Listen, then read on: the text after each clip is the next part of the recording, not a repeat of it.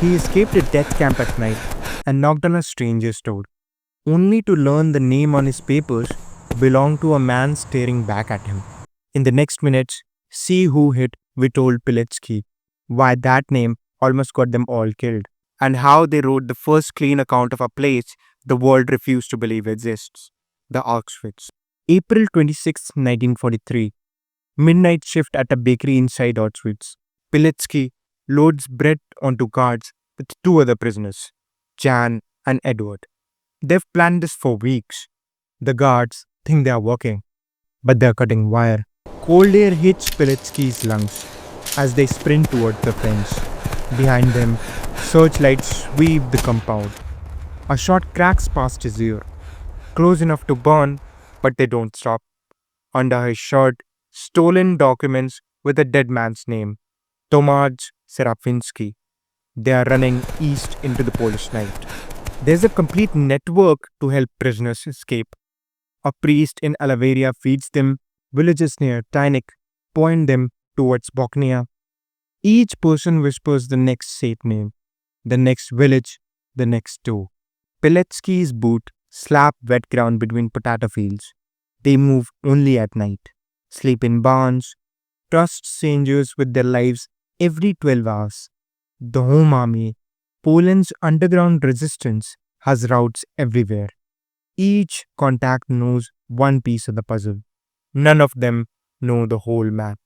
But each step brings them closer to a safe house at Koryznówka.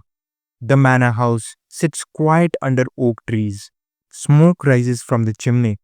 Pilecki smells wood fire and soup through the windows. Ludmila Serafińska opens the door.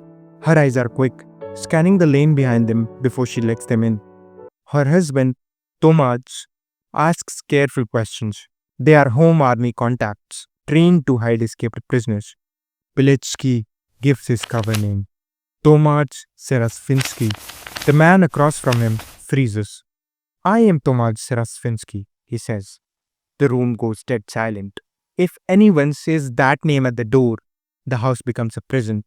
Pilecki borrowed papers from a real officer who died in 1939.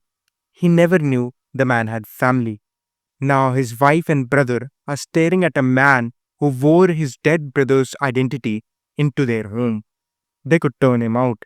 Instead, Ludmila brings soup. They set up passwords, post watchers, planned routes to burn papers if soldiers ever came. Sheltering an Auschwitz escapee turns every knock into a death sentence. But he got lucky.